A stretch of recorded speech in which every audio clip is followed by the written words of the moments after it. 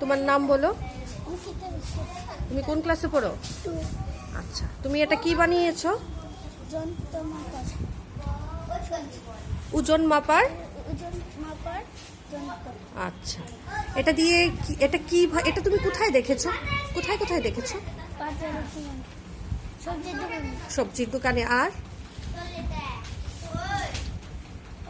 গ্রসারির দোকানে দেখেছো না? কি করে এটা দিয়ে দোকানের কাকুরা সবজি মাপে, সবজি মেপে মেপে আমাদেরকে দেয়। তুমি কি এটার ব্যবহার জানো? কি করে ব্যবহার করে বলো তো আমাকে, জুড়ে বলো।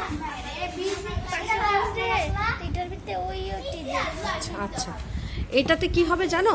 যেটা ভারী ভারী হলে নিচে নেমে যায়, আর হালকা হলে উপরে উঠে যায়। যেমন যেমন এখানে আছে একটা ডাস্টার আর আছে একটা কলম। তাহলে এখানের মধ্যে কোনটা ভারী মনে হচ্ছে? এটা। আর হালকা হচ্ছে কলমটা, তাই তো?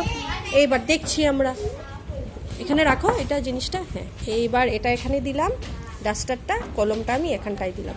এইবার উপরে ধরো তো, দেখো তো কোনটা নিচে নেমে গেছে। এইভাবে ধরো, এইভাবে। ডাস্টারটা নিচে নেমে গেছে। কেন নেমেছে? হ্যাঁ, খুব ভালো, কারণ এটা ভারী, সেই জন্য এটা নিচে নেমে গেছে। আর হালকা জিনিসটা উপরে চলে এসছে। বুঝতে পেরেছো এবার? খুব সুন্দর।